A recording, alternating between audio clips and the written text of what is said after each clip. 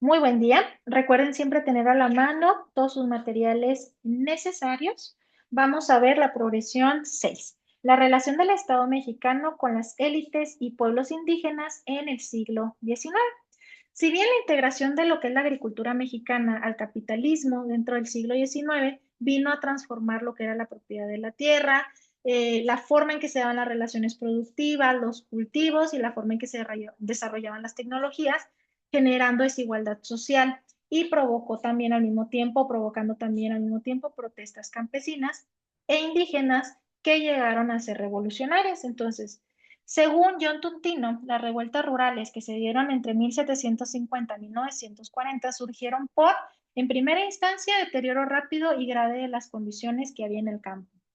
El segundo punto, la conciencia de que la causa era humana, élites y o Estado.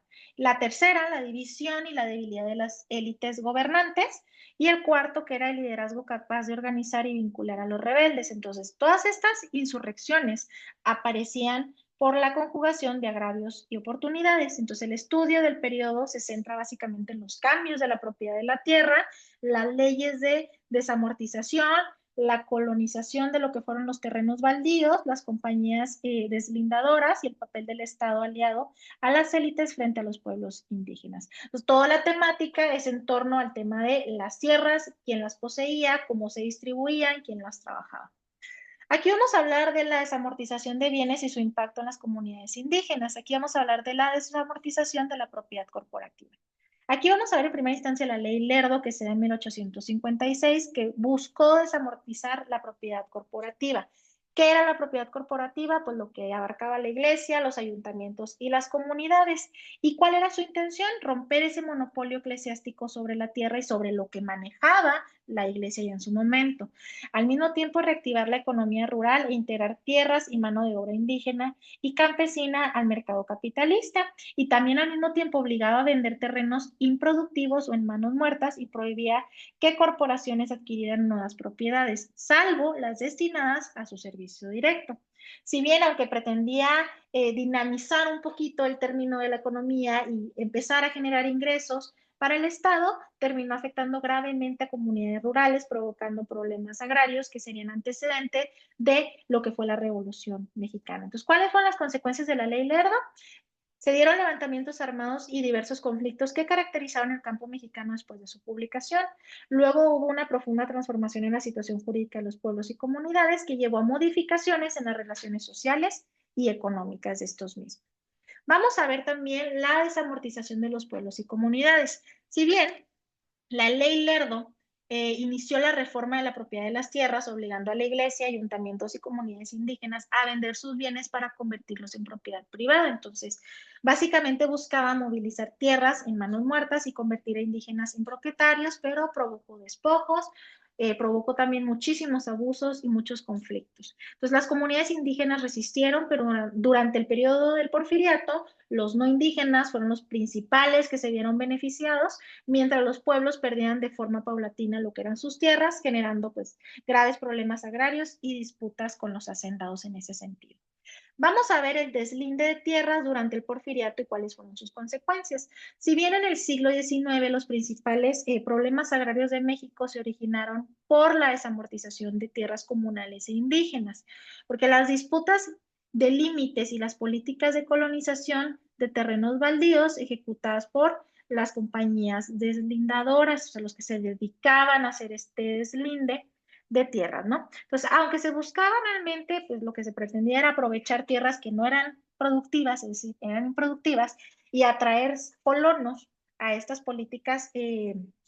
Lo que hicieron estas políticas fue facilitar esos despojos masivos. Entonces, las compañías, a cambio de medir y fraccionar terrenos, recibían parte de ellos, beneficiando a los hacendados, a las empresas, a los ferrocarriles, y que por otro lado los indígenas y los campesinos, pues al final de cuentas quedaban desplazados, eran los más afectados.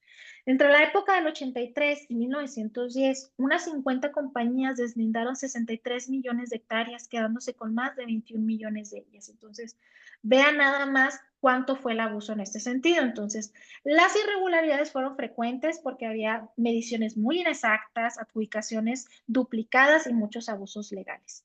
En 1909, el gobierno ahora sí que intentó frenar el problema prohibiendo nuevas denuncias y protegiendo ejidos por 10 años. Entonces, ¿qué pasó? Pues llega la Revolución Mexicana, está ahí un poco después, evidenciando que las reformas llegaron pues, básicamente demasiado tarde. Problemas agrarios y rebeliones. Si bien en el siglo también XIX, aunque los liberales proclamaban que el poder provenía del pueblo, la mayoría que era campesina y eran indígenas vivieron luchas distintas a las de las élites criollas. Entonces, la desamortización de tierras comunales y eclesiásticas iniciadas con la ley Lerdo buscaron fortalecer la propiedad privada y que realmente se llegara a modernizar el campo. Pero esto lo único que generó fue despojar, concentración de tierras en los latifundios y pérdida de tierras comunales, sobre todo durante el término del porfiriato, ¿no? Entonces, esto provocó rebeliones campesinas con tendencia a autonomía en rechazo a los proyectos liberales, y la Iglesia, por otro lado, resistió el proceso, excomulgó a compradores de bienes eclesiásticos y apoyó levantamientos como el de Puebla, pero no logró detener las reformas. ¿Cuáles fueron las rebeliones indígenas? El contexto es que desde el siglo XIX hubo muchas tensiones constantes entre comunidades indígenas y los hacendados. ¿Por qué? Pues porque ya sabemos que no era un trato igualitario y la verdad se les trataba muy mal, entonces hubo muchos episodios violentos y rebeliones campesinas. El valor de la tierra comunal, porque representaba ese su sustento para alimentar a sus familias, la autonomía, lo que significaba la cultura y forma de una vida comunitaria. Entonces esto llevó a su pérdida por la desamortización que afectó profundamente a los pueblos. Hubo mucho despojo y resistencia. La desamortización transfirió tierras comunales a hacendados. Comunidades respondieron con resistencia y levantamientos armados.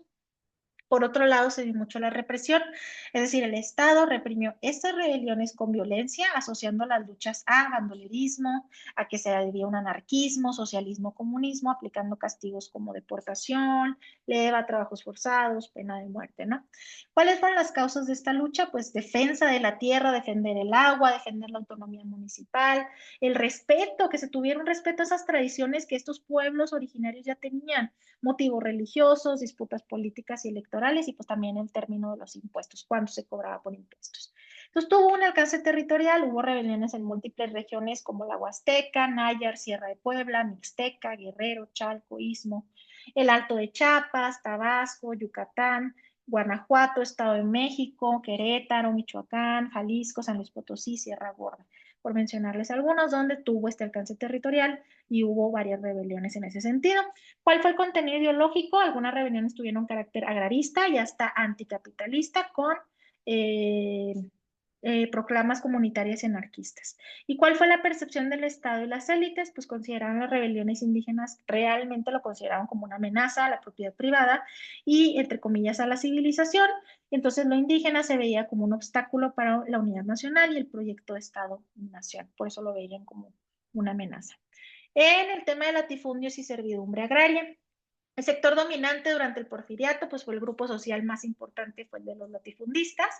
¿Cuál fue su debilidad empresarial? Pues el sector empresarial mexicano era reducido y era débil en contraste con el poder hacendado. Las leyes favorables porque se eliminaron límites de propiedad y obligaciones de cultivo, además de que pues, se promovió la colonización extranjera mediante compañías deslindadoras. En el tema de concentración de tierras, pues la propiedad se vino a concentrar en pocas familias. Hubo casos extremos con 7 millones de hectáreas en Chihuahua para una sola persona. Imagínense nada más el abuso. Despojo indígena, aproximadamente 95% de las aldeas comunales perdieron sus tierras. Y el poder de los hacendados, el Estado les vino a delegar funciones públicas, les dio control social, político y militar, y tenían pues guardias blancas y rurales. Entonces, básicamente, pues atacarlos también era un poquito complicado porque el Estado les había ya dado pues ciertas funciones para que pudiesen operar. ¿Y cuál era la función del Estado? Pues se apoyó de los terratenientes para dominar a la población rural, porque básicamente, pues, ¿qué hacían los hacendados o los terratenientes? Pues tenían sometida a la población indígena, campesina, obrera. Vamos a ver la visión liberal en torno a los pueblos indígenas. La visión de las élites eran liberales y conservadores. Veían a los pueblos originarios como bárbaros que debían de ser civilizados, creando una distancia social. que en ese momento pues era insalvable, ¿no? ¿Cuáles eran las alternativas impuestas? Pues a los indígenas y campesinos se les ofreció solo exterminio o civilización, o una u otra, asimilización al mundo occidental. En el tema de la exclusión, ningún proyecto político, ni liberal ni conservador, incluyó pueblos y comunidades. En primera instancia, nunca se les tomó en cuenta. Entonces hubo un ataque liberal, se combatió la propiedad comunal, la cultura, las lenguas, las tradiciones y esa autonomía indígena, considerando las causas del atraso, ¿no? Y vino una civilización pasada, donde se buscaba integrarlos mediante la religión católica, el español y la eliminación de su organización comunitaria, pues básicamente evangelización. Y de ahí pasamos a la desamortización, que obligó a corporaciones, que la iglesia, ayuntamiento y comunidades, a vender sus tierras para convertirlas en propiedad individual. También, lo cual provocó abusos y despojos. ¿Cuáles fueron las consecuencias? Que se fortalecieran pues, los derechos individuales, pero se devaluó también en otro sentido y se debilitó mucho la identidad indígena y sus formas de representación colectiva en ese sentido. Estado-nación y resistencia, el Estado-nación consolidado, que ya está consolidado a finales del siglo XIX, era laico, federal y republicano, con supremacía del Estado sobre la Iglesia. ¿Cuál fue la imposición cultural que se buscaba? Pues asimilar a los pueblos originarios, eliminando su diversidad cultural y territorial. ¿Cuál fue la exclusión indígena? Pues se negaba derechos políticos vistos como obstáculos al progreso. ¿Y cuál fue la resistencia? Que hubo muchas rebeliones y luchas por la tierra, por el agua, por la autonomía del siglo XIX, llamado siglo de las rebeliones. ¿Hubo despojo agrario? Sí, porque hubo pérdida de tierras comunales y abusos de compañías deslindadoras. Y el porfiriato rural, aquí hablamos de que 11 millones de campesinos con bajos salarios, deudas hereditarias y en ocasiones semiesclavitud, y esto alimentó obviamente la revolución de 1910. Y hasta aquí veríamos esta semana. Que tengan un excelente día. Hasta luego.